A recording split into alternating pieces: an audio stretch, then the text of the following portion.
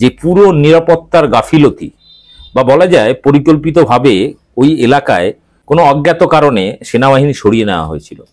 পেহেলগাঁও এই অঞ্চলটা হচ্ছে টুরিস্ট স্পট এবং এখানে প্রায় 2 থেকে 3 হাজার টুরিস্ট সেই সময় ছিলেন। এবং তারা মনে করে যে মুসলিমদের জানটা জান নয়, শুধু হিন্দুদের জানটা জান। মুসলিমদের বাড়িতে লুট হলে সেটা লুট নয়, শুধু হিন্দুদের বাড়িতে লুট হলে সেটা লুট। এটা ওরা মনে করে, ওরা এটা করবে।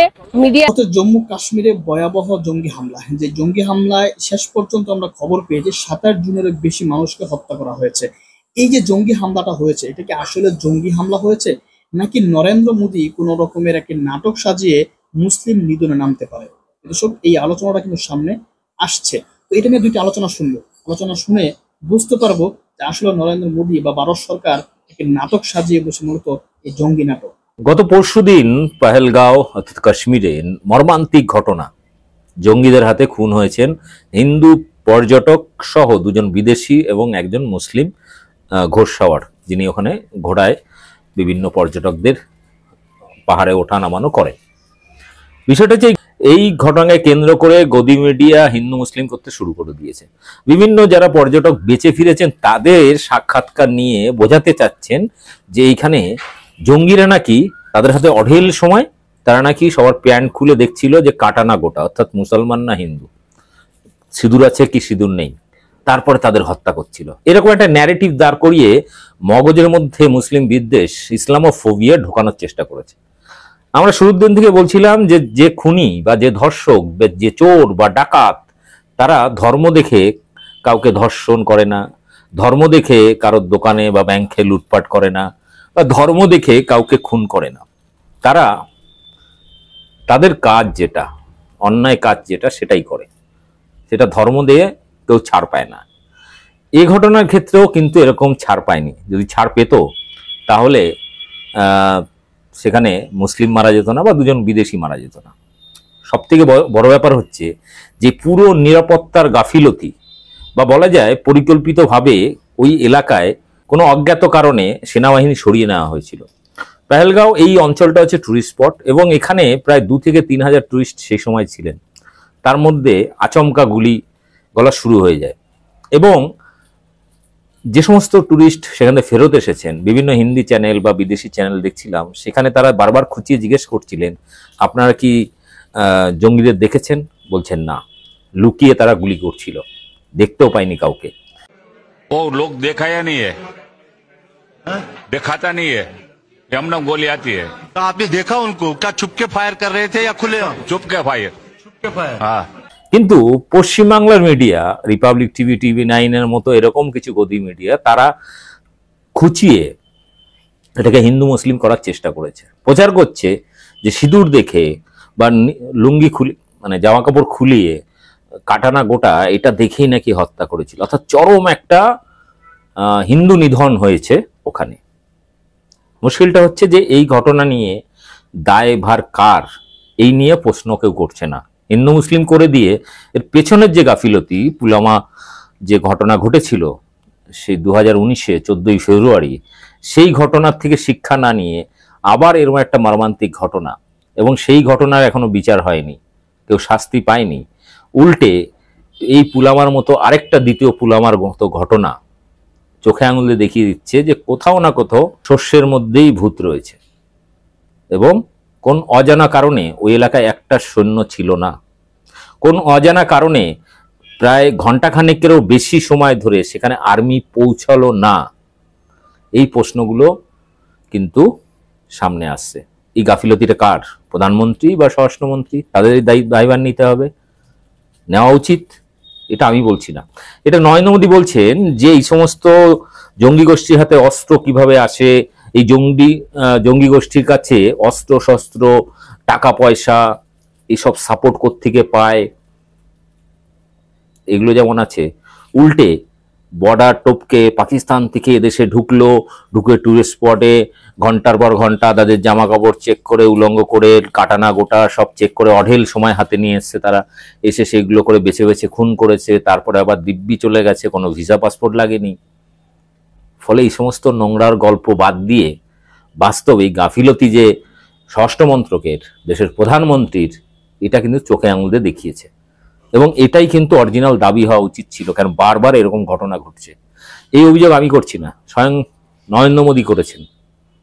কিছু বছর আগে, প্রধানমন্ত্রী হওয়ার আগে, তার একটি ভিডিও বিশাল ভাইরাল হয়েছিল।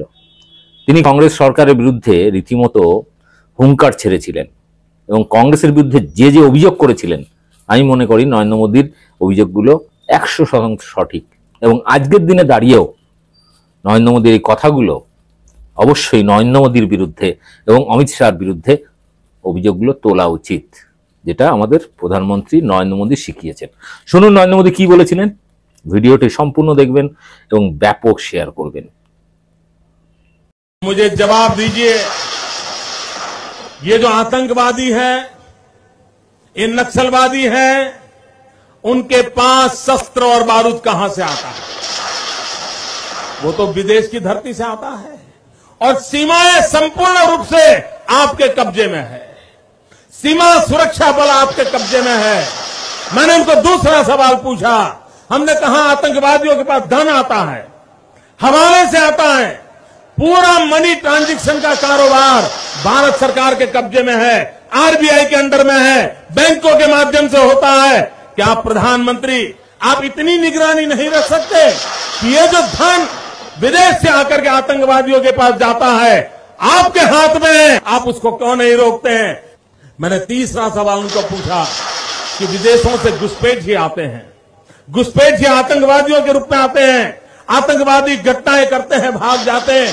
प्रधानमंत्री जी आप मुझे बताइए, सीमाएं आपके हाथ में है, कोस्टल सिक्योरिटी आपके हाथ में है, बीएसएफ सेना सब आपके हाथ में है, नेवी आपके हाथ में है, ये विदेश से घुसपैठ के कैसे घुट जाते हैं? मैंने चौथा सवाल पूछा, सारा कम्युनिकेशन भारत सरकार के अंडर में है, कोई भी अगर टेलीफोन पे बात करता है, ईमेल भेजता है, कोई भी कम्युनिकेशन करता है, भारत सरकार उसको इंटरप्ट कर सकती है, इंटरप्ट कर करके जानकारियां पा सकती है कि आतंकवादी गतिविधि के अंदर कौन सा कम्युनिकेशन चल रहा है और आप उसे रोक सकते हो। मैं पूछना चाहता हूं प्रधानमंत्री जी को, इस विषय में आपने क्या किया है? मैंने पांचवा सवाल उनको पूछा कि आप विदेशों में जो आतंकवादी भाग चुके हैं, जो लोग विदेश में बैठ करके हिंदुस्तान में आतंकवाद की घटनाएं कर रहे हैं, उनको प्रत्यारोपण के द्वारा हिंदुस्तान लाने का हमें अधिकार होता है। आपकी विदेश नीति में वो क्या? এবং তারা মনে করে যে মুসলিমদের জানটা জান নয়, শুধু হিন্দুদের জানটা জান। মুসলিমদের বাড়িতে লুট হলে সেটা লুট নয়, শুধু হিন্দুদের বাড়িতে লুট হলে সেটা লুট। এটা ওরা মনে করে, ওরা এটা করবে, মিডিয়া এটা করবে, গদি মিডিয়া এটা করবে। কিন্তু আপনাদের মতো যারা মিডিয়া আছেন, আপনারা আছেন বলেই গণতন্ত্রটা এখনো পর্যন্ত টিকে আছে। আমরা জানতে পারছি যে মুসলিম ঘরেও হত্যা হয়েছে, মুসলিম ঘরেও লুট হয়েছে। রাষ্ট্র তো ওরা এখনো বানাতে পারলো না। 2014 সাল থেকে ওরা বলতে শুরু করেছে ভারতবর্ষকে হিন্দু রাষ্ট্র বানায়। এখন 2025 ছিল ওদের হচ্ছে নরেন্দ্র মোদী সরকার, হিন্দু রাষ্ট্র বানাতে বানাতে এখন হয়ে গেল এনডিএ সরকার। তাহলে যারা গোটা ভারতবর্ষে, যেখানে নাকি তাদের এতদিন ধরে ক্ষমতা, উত্তরপ্রদেশে যোগীর মতো একজন মাফিয়া সেখানে মুখ্যমন্ত্রিত্ব চালাচ্ছে, তাহলে তারা এমনকি উত্তরপ্রদেশ গোটা ভারতবর্ষে হিন্দু রাষ্ট্র করে উঠতে পারলো না। তারা বারবার বলছে যে আরো কিছুদিন অপেক্ষা করো। এখন নাকি 2047 পর্যন্ত আমাদের অপেক্ষা করতে হবে হিন্দুদেরকে বাঁচানোর জন্য। হিন্দুরা খাতরে মে আছে, মোদী বলেছে 2047 মধ্যে আমরা সব করে দেবো। তাহলে যাদেরকে উত্তরপ্রদেশ সহ গুজরাট সহ যেখানে তারা এতদিন ধরে স্বৈরাচার চালাচ্ছে, তারা হিন্দু রাষ্ট্র করে উঠতে পারলো না, তারা পশ্চিমবঙ্গে হাত দেবে? যে পশ্চিমবঙ্গ আজকে, যে পশ্চিমবঙ্গের সংস্কৃতি হচ্ছে চিত্তরঞ্জন দাসদের সংস্কৃতি। চিত্তরঞ্জন দাসরা এরকম মনে করেননি, হয়তো তোমরা জানো যে ধর্মনিরপেক্ষতা মানে শুধুমাত্র মুসলমানের ঈদে হিন্দুরা যাবে আর হিন্দু দুর্গাপূজায় মুসলমানরা আসবে আর বাদবাকি সময় মুসলমানরা চাকর বাকর হয়ে থাকবে। এটা কিন্তু চিত্তরঞ্জন দাসের ধর্মনিরপেক্ষতা নয়। বেঙ্গল প্যাক্ট তিনি এখানে চালু করেছিলেন 100 বছর আগে। 100 বছর আগে তিনি মারা গেছিলেন এবং সেই বেঙ্গল প্যাক্ট অনুযায়ী সংখ্যালঘুদের জনপ্রতিনিধিত্ব তিনি নিশ্চিত করেছিলেন। পুরসভায় তিনি জনপ্রতিনিধিত্ব নিশ্চিত করেছিলেন, আসন সংরক্ষণ দিয়েছিলেন। আজকে শুভেন্দু অধিকারী বলছে মুসলমান বিধায়কদের চ্যাংদোলা করে ফেলে দেব। তার মানে গোটা দেশে বিজেপির কোনো মুসলিম জনপ্রতিনিধি নেই, সাংসদ নেই, মন্ত্রী নেই ক্যাবিনেটে। এটা ওরা চালু করতে চায়। যে মুসলিমদের তৃতীয় শ্রেণীর নাগরিক তারা হবেন, তাদের ভোটাধিকার থাকবে না, যদি থাকেও বা তারা কোনো আসন পাবে না, তারা কোনো সাংসদ হবে না, তারা মেয়র হবে না। ফিরহাদ হাকিম কেন মেয়র হবে? তারা বিধায়ক হবে না। বাংলা কিন্তু এর বিরুদ্ধে রুখে দাঁড়িয়েছিল চিত্তরঞ্জন দাস, এবং চিত্তরঞ্জন দাসকে সেই সময় এই নরেন্দ্র মোদীদের যারা পূর্বসূরি, যারা ব্রিটিশদেরকে ভগবান ভাবত, তারা চিত্তরঞ্জন দাসদের বলতো মোল্লা। আর আজকে ওদের প্রতিনিধিরা মমতা বন্দ্যোপাধ্যায়কে বলে বেগম। তার মানে কি? তার মানে হচ্ছে কেন তুমি মুসলমানদের সাংসদ করছো, কেন তুমি মুসলমানদের বিধায়ক করছো, কেন তুমি মুসলমানদের পুরসভার কি বলে মেয়র করছো? এইটা ওরা সহ্য করতে পারছে না। এইটা কিন্তু ভারতবর্ষের সংবিধান বলে না। ফলত আজকে সুপ্রিম কোর্ট, নির্বাচন কমিশন যদি এদেরকে এত প্রশ্রয় না দিত, আমরা বাংলা ভাষায় বলি তোল্লাই না দিত, সুকান্ত মজুমদার, শুভেন্দু অধিকারী, নরেন্দ্র মোদী তারা যখন উস্কানিমূলক বক্তব্য রেখে যাচ্ছে, নরেন্দ্র মোদী কি বললো যে 2000 গোদ্রার পর, মানে তাদের যে গণহত্যা, সেই গণহত্যার পর গুজরাটে আর কোনো দাঙ্গা হয়নি। তার মানে কি? তার মানে গণহত্যাটা হয়েছে, ভালো হয়েছে। তারা নির্বাচন কমিশন কেন নরেন্দ্র মোদীর বাড়িতে একটা চিঠি পাঠালো না যে তোমার আর কিন্তু নির্বাচনে দাঁড়ানো হবে না বাপু, সামলে চলো? যখন বলছে চ্যাংদোলা করে ফেলে দেবো, যখন সুকান্ত বাবু অশ্লীল কথা বলছেন, কেন নির্বাচন কমিশন বললো না যে তোমাদের কিন্তু আর 26 সালের স্বপ্ন দেখা ছেড়ে দাও, তোমাদের কিন্তু আর ভোটেই দাঁড়ানো হবে না? কেন আদালত উমার খালিদকে বলছে তাকে গ্রেপ্তার করে রাখছে 4 বছর, এখনো পর্যন্ত প্রমাণিত হয়নি? দিল্লিতে দাঙ্গা করার জন্য নাকি সে উস্কানি দিয়েছিল। তাহলে এই যে মুর্শিদাবাদে দাঙ্গা করার জন্য বিজেপির নেতারা উস্কানি দিয়ে গেল, মোহন ভাগবত 10 দিন ধরে ঘুরে গেল, রাজ্যপাল আজকে তাদের হয়ে হিন্দু বাড়িতে গেল, মুসলমান বাড়িতে গেল না, তাদের মহিলা কমিশনের প্রতিনিধিরা এখানে এসে নানা ধরনের উস্কানিমূলক বক্তব্য দিয়ে গেল। তাহলে এটা করতে পারছে কেন? নির্বাচন কমিশন যদি এরকম চুপ করে বসে না থাকতো, তারা যদি হুমকিটা দিত যে তোমাদের আর নির্বাচনে দাঁড়ানো হবে না, তাহলে কামিনী কাঞ্চনে যে নেতারা বিশ্বাস করে, আমি বলছি না, তথাগত রায় বলেছে যে বিজেপির নেতারা কামিনী কাঞ্চন ছাড়া চলতে পারে না, তাহলে কামিনী কাঞ্চন ছাড়া যাদের এক পা নড়বে না, নির্বাচন কমিশনের এই ওয়ার্নিংটা পেয়ে তারা অন্তত সামলে নিত। আদালত যদি ওয়ার্নিংটা দিত তাহলে তারা সামলে নিত। আদালত যখন রাজ্যপালের পদটাকেই প্রশ্ন করে দিল, তখন আজকে ধনকরদের মাথা খারাপ হয়ে যাচ্ছে। রাজ্যপালের পদ নিয়ে তো বহু বিতর্ক হয়েছে সংবিধান সভায়, এক কথা সেটা পাস হয়নি। তারপরেও রাজ্যপালরা যারা জনপ্রতিনিধি রয়, যাদেরকে নেতারা বলেছিলেন সাদা হাতি, সাদাটা গুরুত্বপূর্ণ না, কালো হাতি না সাদা হাতি, কিন্তু এই যে তারা মানুষের পয়সায় চলছেন, অথচ তারা জনপ্রতিনিধি নয়, তারা নিজেদেরকে জনপ্রতিনিধির অনেক ওপরে ভাবছেন, মুখ্যমন্ত্রীদের ওপরে ভাবছেন। তামিলনাড়ুতে এই প্রথম যেটা হলো, একটা ঐতিহাসিক ঘটনা ঘটলো। রাজ্যপালের সই অর্থাৎ রাষ্ট্রপতির সই ছাড়া আইন পাস হয়ে গেল, অর্থাৎ রাজ্যপালের পদটাকেই কিন্তু আজকে প্রশ্ন করে দিল সুপ্রিম কোর্ট। আর ধনকরদের তখন মাথা খারাপ হয়ে যাচ্ছে। তা ধনকরদের মাথা খারাপ কেন হয়নি? যখন রাজ্যপালরা সুপ্রিম কোর্ট বিলকিস বানোর হত্যাকারী বলছি, ধর্ষকদেরকে ছাড় দিয়ে দিল, কেন সুপ্রিম কোর্ট যখন ওই বিশ্বাসের ফলে রাম মন্দির হবে যখন বলল, তখন কেন ধনকরদের মাথা খারাপ হয়নি? যখন আমাদের হাইকোর্ট বলছে 26,000 যারা পদ, তাদেরকে আমরা গোটা পথটাই নাকি বাতিল, 26,000 মানুষকে পথে বসিয়ে দিল, মানে 1 লাখ 1.5 লাখ মানুষকে যখন পথে বসিয়ে দিল, অথচ গোটা অবজারভেশনে সেটা লেখা নেই, তারপরে বলছে যে না, বৈধ অবৈধ বলে কিছু নেই। তখন কেন ধনকরদের মাথা খারাপ হচ্ছে না? তার মানে আসলে পশ্চিমবঙ্গকে এই যে ওরা বলছে যে হিন্দুরা খতরে মে হ্যাঁ, হিন্দুরা সত্যি খতরে মে হ্যাঁ, আজকে যতদিন নরেন্দ্র মোদী ক্ষমতায় আছে হিন্দুরা খতরে মে হ্যাঁ। অর্জুন সিং একদম অন ক্যামেরায় বলছে যে ইউপি বিহার থেকে এসে বাংলাকে সাহিত্য করবে, তার পরিণাম কি দেখা গেল মুর্শিদাবাদ? ওরা ইউপি বিহার থেকে এই যে বিবৃতিটা তারা দিয়েছে, এটা তারা দেওয়ার চেষ্টা করে যাচ্ছে। ইউপি বিহার থেকে বিজেপির কর্মীরা আসেন, ইউপি বিহার থেকে যারা এসছে তারা হচ্ছে নরেন্দ্র মোদীদের মতো গুজরাট থেকে আসা দস্যু। ইউপি বিহারের কথা বার্তা নিয়ে আজকে এসেছে রাজ্যপাল। কর্মীরা কি করবে? কর্মীরা কিছুই করতে পারবে না। আসলে যদি পশ্চিমবঙ্গের মানুষ, পশ্চিমবঙ্গের সরকার এই ধরনের নেতাদের টাইট করে দিতে পারে, তাহলে আর বিজেপির কর্মীরা কোথায় যাবে? এই অর্জুন সিংই বা কোথায় যাবে? কামিনী এবং কাঞ্চন ছাড়া তো তাদের যাওয়ার কোনো পথ নেই। মুর্শিদাবাদে মুসলিম সম্প্রদায়ের মানুষরা অভিযোগ করছেন যে প্রথম সারির মিডিয়ারা শুধুমাত্র হিন্দুদের ক্ষতিগুলোই তুলে ধরছে, মুসলিমদের ক্ষতিগুলো কোনো প্রকার তুলে ধরছে না। এটা তো ভারতবর্ষে মুসলিমদের কাছে এটাই দুর্ভাগ্য যে এই মুহূর্তে নরেন্দ্র মোদীরা মুসলিমদেরকে দ্বিতীয় শ্রেণীর নাগরিক মনে করে, কিন্তু এখনো পর্যন্ত ভোটাধিকার। ভারতের কাশ্মীরে পেহেলগাঁও নামে এলাকায় সন্ত্রাসী হামলা হলো। নানা রকম মৃতের খবর পেয়েছি আমরা, 26, 27, 28, মানে কমপক্ষে 26 জন মানুষ নির্মমভাবে হত্যাকাণ্ডের শিকার হয়েছেন। এই 26 জনের মধ্যে একজন মুসলিম, বাকিরা হিন্দু। জানা যায় যে সন্ত্রাসীরা এই গুলি করে মানুষ হত্যা করেছেন তারা বেছে বেছে জিজ্ঞেস করে করে হিন্দুদেরকে হত্যা করেছেন। ফলে এই হামলাটার একটা চেহারা দাঁড় করানো যায়, সেটা হচ্ছে মুসলিম উগ্রবাদী বা জঙ্গিবাদীরা এই হামলা চালিয়েছেন।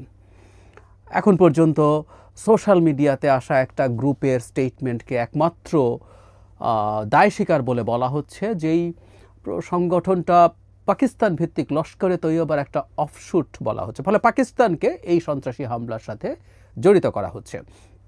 ইনফ্যাক্ট ভারতে যখনই, বিশেষ করে কাশ্মীরে সন্ত্রাসী হামলার ঘটনা ঘটে, সেটার সাথে পাকিস্তানকে যুক্ত করা হয়। এটা এক ধরনের ট্রেন্ড। এটা সত্য, কাশ্মীর নিয়ে এই দুই দেশের তীব্র মতবিরোধ রয়েছে। দুপক্ষই পুরো কাশ্মীরকে তাদের অংশ বলে মনে করে।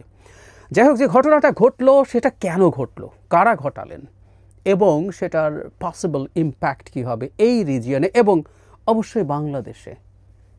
এই অঞ্চলের ঘটনা, ভারতে এই ধরনের হামলার ঘটনার খুব বড় প্রভাব বাংলাদেশেও পড়তে পারে বলে আমি বিশ্বাস করি। স্বাভাবিকভাবেই যে আলোচনাটা সামনে এসছে সেটা হচ্ছে মুসলিম জঙ্গিবাদীরা, উগ্রবাদীরা এটা ঘটিয়েছেন। যে সোশ্যাল মিডিয়া থ্রেডের কথা বলা হচ্ছে, তারা উল্লেখ করছেন জম্মু কাশ্মীরে আর্টিকেল 370 অফ দ্য কনস্টিটিউশন বাতিল করার পর, আমরা জানি জম্মু কাশ্মীর ভারত ইউনিয়নে যোগ দিয়েছিল কতগুলো বিশেষ শর্তের ভিত্তিতে। সেটা আলাদা প্রভিশন দেওয়া হয়েছিল 370 অনুচ্ছেদে, কিন্তু বিজেপি সরকার দ্বিতীয় দফায় ক্ষমতায় এসে, যেটা তাদের নির্বাচনী প্রতিশ্রুতি ছিল, তারা ওটা বাতিল করে দেয়। এতে আর্টিকেল 370 অনুযায়ী যেমন জম্মু কাশ্মীরে যে কেউ চাইলেই সম্পত্তি কিনতে পারতো না, সেখানে গিয়ে থাকতে পারতো না স্থায়ীভাবে, এসব জিনিস থেকে সরে আসা সম্ভব হয়েছে। ফলে প্রচুর মানুষ এবং বিশেষ করে হিন্দু মানুষ সেখানে যাচ্ছেন, সম্পত্তি কিনছেন, থাকছেন, এবং এই পরিস্থিতি তৈরি হয়েছে ভারতের একমাত্র মুসলিম সংখ্যাগরিষ্ঠ রাজ্য, সেটা আস্তে আস্তে হিন্দু মানুষ গিয়ে জায়গা নিচ্ছেন। এখানে যারা হামলা করেছেন তারা এটার বিরুদ্ধে তারা প্রতিবাদ জানাচ্ছেন বলে বলছেন। কাশ্মীরে, জম্মু কাশ্মীরে পর্যটকদের উপরে হামলার ঘটনা খুব বেশি নেই। সর্বশেষ ঘটনাটাও যেটা বড় স্কেলে হয়েছে, এটা 15-20 বছর আগে হয়েছে। মাঝে মাঝে হয়নি তা না, কিন্তু প্রায় 25 বছর আগে একটা সিমিলার ধরনের হামলা হয়েছিল, সেটাও বেশ বড় হামলা ছিল। কারণ এই রাজ্যটার বিরাট জিডিপির বিরাট অংশ আসলে পর্যটন থেকে আসে। এই যে জায়গাটায় পেহেলগাম, যে জায়গাটা, এটা হলো, এটাকে সুইজারল্যান্ড বলা হয়। আপনার ছবি দেখলে দেখবেন সত্যি অবিশ্বাস্য সুন্দর জায়গাটা। এখন এই হামলাটা যেভাবে হলো সেটা কেন হলো, কিভাবে হলো, কেন হতে পারলো, সেটাও প্রশ্ন আসছে খুব স্বাভাবিকভাবে। ভারতেরই গুরুত্বপূর্ণ লোকজন এই প্রশ্ন তুলছেন। এই প্রশ্ন ভারতের বিরোধী দলও, কংগ্রেস তুলছেন। রাহুল গান্ধী তার যে স্টেটমেন্ট দিয়েছেন সেখানে বিজেপি সরকারকে এই প্রশ্ন তুলেছেন। মানে এই ঘটনাটা ঘটলো এমন একটা জায়গায় যেটা পৃথিবীর সবচেয়ে হাইলি মিলিটারাইজড একটা জোন, যেখানে ব্যক্তি প্রতি সামরিক বাহিনীর সদস্যের উপস্থিতি পৃথিবীর টপ কয়েকটার মধ্যে একটা। তো তা যদি হয়ে থাকে, কিভাবে ঘটনাটা ঘটলো? বিশেষ করে যে জায়গাটা পেহেলগাঁও, এই জায়গাটায় যেই ভ্যালিতে এই ঘটনা ঘটেছে, এই ভ্যালির সাথে সরাসরি সড়ক যোগাযোগ নেই। শেষ কিছু অংশ হেঁটে অথবা ঘোড়ায় চড়ে যেতে হয়। ফলে সেখানে কোনো নিরাপত্তা বাহিনীর লোকজন ছিল না। এটা কিভাবে হতে পারে? এবং বেছে বেছে খুন করা হচ্ছে সময় নিয়ে, হিন্দুকে চেক করে। এর মধ্যে কোনো পাল্টা প্রতিরোধ নেই, এবং তারা মানে এতগুলো মানুষকে হত্যা করে পালিয়েও যেতে পেরেছে।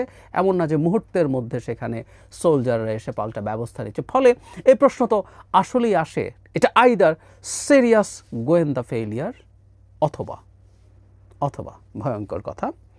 কেউ বলবেন এটা খুব বাজে কনস্পিরেসি থিওরি, কিন্তু এটা হতে পারে। বিজেপির মতো দলের পক্ষে এটা হতে পারে যে এটা একটা পরিকল্পিত হত্যাকাণ্ড, যেটা আদতে মুসলিমরা করেনি, করেছে ভারতের সরকার সমর্থক কেউ। আমি বলছি না এটাই কারণ, এটা একটা প্রবাবিলিটি, কারণ এটার বিরাট বেনিফিট, এখানে যা ঘটলো বিরাট বেনিফিট বিজেপি পেতে যাচ্ছে। আমি সেই প্রসঙ্গেও আসবো। নিজেরা এই ধরনের ঘটনা ঘটিয়ে সেটার জন্য পলিটিক্যাল বেনিফিট তোলার চেষ্টা আসলে ইতিহাস আছে, এটা একেবারেই পুরনো প্রাচীন কোনো বিষয় না, সাম্প্রতিক এসে, এবং ভারতের ইতিহাসে আছে, এবং ভারতের বর্তমান প্রধানমন্ত্রীর বিরুদ্ধেও একই ধরনের অভিযোগ আছে। গুজরাট দাঙ্গা যে হলো, হিন্দু তীর্থযাত্রীদের যে ট্রেন সাবরমতী এক্সপ্রেস, তাতে যে আগুন ধরলো, যারকে কেন্দ্র করে বিভৎস রায়টে 2000-এর বেশি মুসলিমকে হত্যা করা হলো, যেখানে মুখ্যমন্ত্রী থেকেও উপযুক্ত ব্যবস্থা নেননি জনাব নরেন্দ্র মোদী গুজরাটের, সেখানে সেই ট্রেনে আগুন নিয়ে প্রশ্ন আছে। ওই হিন্দুদের মৃত্যু, ওই তীর্থযাত্রীদের মৃত্যু প্রয়োজন ছিল এই বিভৎস দাঙ্গাটা ঘটানোর জন্য। ফ্যাসিস্টরা এরকম করেন। হিটলারের রাইস্ট্যাগ ফায়ার বিখ্যাত, তাদের পার্লামেন্ট ভবন রাইস্ট্যাগে আগুন লেগেছিল এবং হিটলার সেটা দায় দিয়েছিলেন কমিউনিস্টদের ওপরে, এবং এটাকে ভিত্তি করে কমিউনিস্টদের ওপরে মারাত্মক ক্র্যাকডাউন তিনি চালান। সুতরাং এগুলো যে হয় না তা না, আমি বলছি না এটা এখানে এটা হয়েছে, এটা খুবই সম্ভাবনা আছে এখানে মুসলিম উগ্রবাদীরা এসব করেছে, কারণ এটা ফ্যাক্ট। বহু সময় বহু ক্ষেত্রে এই লোকজন এমন সব কাণ্ড করেন যেটা আদতে তাদের কোনো লাভ হয় না, বরং এরকম ঘটনা ঘটিয়ে ভারতের মতো দেশকে এবং ভারতের বিজেপির মতো সরকারকে বেনিফিট দেওয়া হয়। এখন কেউ প্রশ্ন করতে পারেন যে ভারতের যদি এটা নিজে করে থাকে তাহলে তো তাকে একটা মারাত্মক ব্যর্থতা স্বীকার করতে হয়। সেটা হচ্ছে, বা কেউ যদি করে থাকে, এই যে তার যে গোয়েন্দা ব্যর্থতা হলো, এই আলাপ তো করবে যে এই রকম অস্থিতিশীল একটা জায়গা যেখানে এইসব ঝুঁকি আছে, সেখানে কোনো প্রিভিয়াস ইন্টেলিজেন্স ছিল না, যেখানে জানাই যায় না এই লোকজন এরকম স্বয়ংক্রিয় অস্ত্র নিয়ে, মারণাস্ত্র নিয়ে ঢুকছে, এবং এই রকম একটা জায়গা একেবারে অরক্ষিত রেখে কিভাবে একটা ট্যুরিজম হয় সে প্রশ্ন আসছে। তাহলে তো বিজেপি সরকার বিরাট পয়েন্ট লুজ করছে। কিন্তু আবার উল্টো যদি আমরা এভাবে বলি, এখানে যতটুকু লুজ করছে, এই ঘটনার ইম্প্যাক্ট তাদের উপরে যতটুকু পড়বে, তারা এটার বেনিফিট যতটুকু নিতে পারবে, সেটা তো অনেক বেশি তুলনামূলকভাবে। আমাদের নিশ্চয় মনে আছে 2019 সালের নির্বাচন তাদের পার করার জন্য পুলওয়ামা ঘটনাটা খুবই গুরুত্বপূর্ণ রোল প্লে করেছিল, যেখানে হামলায় সৈন্য নিহত হয়েছিল এবং প্যারামিলিটারি সদস্যরা নিহত হয়েছিলেন। এবং বলা হয় যে 18 সালের নির্বাচনের বৈতরণী বিজেপি মূলত পার হয়েছিল এই ন্যাশনালিজমের উপরে ভিত্তি করে, এবং সেবার সোকল্ড একটা সার্জিক্যাল অ্যাটাক পাকিস্তানের অভ্যন্তরে তারা করতে গিয়েছিলেন। খুব ভালো কিছু হয় নাই। ভারতের মিলিটারি সক্ষমতার দুরবস্থা তখন দেখা গেছে। ভাঙাচোরা পুরনো MiG-21 নিয়ে ফাইট করতে গেছে, পাকিস্তানের F-16 এর মধ্যে একটাকে ডাউনও করেছিল, আমাদের নিশ্চয়ই মনে আছে, এবং একজন পাইলটকে তারা ক্যাপচার করতে পেরেছিল, পরে সেটা ভারতের কাছে হস্তান্তর করা হয়, যে সেটা ডিফারেন্ট আলোচনা। ফলে এই ধরনের হামলাগুলো তাদেরকে নানাভাবে সাহায্য করে। ইনস্ট্যান্টলি তারা যেটা করার কথা সেটাই করেছে, তারা পাকিস্তানকে দায়ী করছে, এবং এখানে একটা কনটেক্সট তারা পাকিস্তানের সেনাপ্রধান জনাব আসিম মুনিরের বক্তব্য থেকে দেখানোর চেষ্টা করছেন। আপনারা যারা খোঁজখবর রাখেন তারা দেখবেন 16 এপ্রিল তিনি ওইটা তখনই চোখে পড়েছিল, এবার আবার দেখলাম তারা রেফার করছে, আবার একটু নিউজটা দেখলাম, সেখানে তিনি দ্বিজাতি তত্ত্বের কথা বলছেন, এবং এই দুই জাতি যে আদতে অনেক আলাদা, তাদের ভ্যালুজ, তাদের কালচার, তাদের বিলিফ কতটা আলাদা সেটা আবারও স্মরণ করিয়ে দিচ্ছেন, যে হিন্দু মুসলমানদের এই ডাইভার্সিটি, এই ডিফারেন্স আমাদের মনে রাখতে হবে, এবং সেটা আমাদের প্রজন্ম থেকে প্রজন্মে স্প্রেড করতে, এবং কেন আমরা দুটো দেশ হয়েছিলাম, আমাদের মানে ভারতবর্ষ কেন পার্টিশন হয়েছিল সেগুলো স্মরণ করা। তো এরকম একটা বক্তব্য জনাব আসিম মুনির দিয়েছে, এবং এটাকেই এক ধরনের বিদ্বেষপূর্ণ মন্তব্য এবং এই ধরনের একটা হামলার পূর্বাভাস বলে দেখানোর চেষ্টা কেউ করছেন ভারতে, এবং এটা নিয়ে পাকিস্তানের উপরে রিটালিয়েট করা শুরু করেছে। এর মধ্যে একটা ভয়ঙ্কর রিটালিয়েশন আছে, সেটা একটু পরে বলি। এমনি ছোটোখাটো যেগুলো তুলনামূলকভাবে, সেটা হচ্ছে কূটনৈতিক সম্পর্ককে ছোট করে তোলার চেষ্টা করা হচ্ছে। দুই দেশের এম্বাসিগুলোতে, হাই কমিশনগুলোতে তারা তাদের লোকবল কমাচ্ছেন। পাকিস্তানের মিলিটারি অফিসাররা আছেন অ্যাডভাইজার হিসাবে, মানে দিল্লিতে পাকিস্তান যে হাই কমিশন আছে তাদেরকে প্রত্যাহার করা হচ্ছে। তাদের সীমান্তে একটা পাকিস্তান থেকে ভারত যাওয়ার পোস্ট আছে, এখানে প্রচুর পাকিস্তানি সেটার মধ্য দিয়ে যায়। সো স্থলপথে পাকিস্তানিরা যেতে পারবে না, সার্ক ভিসা বাতিল, সো এগুলো আছে। কিন্তু একটা খুবই সারপ্রাইজিং স্টেপও আছে বলা যায়, সেটা হচ্ছে ইন্ডাস ওয়াটার ট্রিটি, মানে পৃথিবীর খুব সাকসেসফুল পানি বন্টন চুক্তিগুলোর একটা উদাহরণ হচ্ছে এই চুক্তিটা, যেখানে পাকিস্তান ভারতের মধ্য দিয়ে প্রবাহিত নদীগুলোর পানি বন্টন নিয়ে বিশ্বব্যাংকের মধ্যস্থতায় 1960 সালে একটা চুক্তি হয়েছিল। ভারত পাকিস্তান যুদ্ধ করেছে, দফায় দফায়ও যুদ্ধ হয়েছে, কিন্তু যুদ্ধের মধ্যেও এই ওয়াটার ট্রিটিটা বন্ধ করা হয়নি, বাতিল করা হয়নি, স্থগিত করা হয়নি। কিন্তু দেখলাম এই চুক্তিটা স্থগিত করা হয়েছে। এটা খুব বড় একটা ফ্ল্যাশ পয়েন্ট হতে পারে। পাকিস্তান এই জিনিসটায় খুব টাফভাবে, খারাপভাবে নেওয়ার সম্ভাবনা আছে, কারণ এটা তাদের জন্য ঝুঁকিপূর্ণ। বিরাট একটা অঞ্চলের সেচ নির্ভর করে মূলত এই চুক্তির উপরে, ফলে ড্রাই সিজনে ভারত তার দিক থেকে প্রবাহিত নদীগুলোর পানি সেখানে আর বইতে দেবে না, এরকম বলছিল। ভারতের আগেও কয়েক দফা এই ধরনের পদক্ষেপ নেবে বলেছিল, কিন্তু সেটা নেয়নি, এবার নিল। সো পাকিস্তানের প্রতি সে স্ট্রংলি রিটালিয়েট করার চেষ্টা করছে, এবং ভারতের মধ্যে অবশ্য পাকিস্তানের উপরে খুবই সামরিক হামলা টামলা করার কথা বলা হয়েছে, কিন্তু আমি ভারতের আগের সো কল্ড সার্জিক্যাল স্ট্রাইক যেটা হয়েছিল পুলওয়ামা ঘটনার পরে, ওই হাস্যকর ধরনের কাজ করে আদতে ভারতের লাভ হবে না। যে ভারত বিরাট মিলিটারি সুপার পাওয়ার বলে মনে করে নিজকে, তারা আসলে সেরকম কিছু করতে পারবে বলে মনে হয় না। সো সামরিক কোনো আক্রমণ ভারত করতে যাচ্ছে বলে আমি মনে করি না। আর আগেরবার যে ঘটনাটা ছিল সেটা হচ্ছে জাতীয় নির্বাচনকে সামনে রেখে তার ব্যবস্থা নেওয়াটা জরুরত ছিল, এবং তারা মনে করছিল এই ব্যবস্থাটা নিলে তাদের নির্বাচনে জেতাটা সহজ হবে, সেই কারণে তারা নিয়েছিলেন। এবার সেই ধরনের কোনো জরুরি বিষয় নেই। এখন এটা এই অঞ্চলকে কিভাবে প্রভাবিত করবে? শুরুতে যে বলেছিলাম যে ঘটনাটা যেই ঘটাক, এটা আমি জানি অনেকে খুবই অফেন্ডেড হবেন, এই ধরনের ঘটনা ঘটানো হয়, এই ধরনের ঘটনা ঘটানো হয়। ভারতের রাজনীতি এবং বিশেষ করে ভারতের ক্ষমতাসীন বিজেপির রাজনীতিটা এইরকমই। এখন এই ঘটনাটা তাদের পক্ষে যাচ্ছে, এতে কোনো সন্দেহ নাই। কেউ কেউ বলতে পারেন যে তার ব্যর্থতা আছে, হ্যাঁ, তার ব্যর্থতা সমালোচনা তিনি পাবেন, যে উনি সরকার হয়েও এবং সো কল্ড যে স্টেবিলিটি তারা এনশিওর করছেন বলছিলেন জম্মু কাশ্মীরের আর্টিকেল 370 অ্যাবলিশ করার পর থেকে, সেটা প্রশ্নের মুখে পড়লো, সরকারের ব্যর্থতা হলো। কিন্তু এটার political outcome is huge. Bharat তার যে হিন্দুত্ববাদী রাজনীতি, বিজেপির যে হিন্দুত্ববাদী রাজনীতি, তারা সেটা দুর্দান্তভাবে করতে পারবে। বেছে বেছে হিন্দু মানুষকে হত্যা করা হচ্ছে, এবং ইন এনি কনসিডারেশন বিভৎস ব্যাপার, মর্মান্তিক ব্যাপার যে কোনো বিবেচনায়। সেই ঘটনাটা ঘটল অনিবার্যভাবে যে মানুষগুলো হিন্দুত্ববাদী আছেন তারা আরও এক্সট্রিমিস্ট চিন্তা করা শুরু করবেন।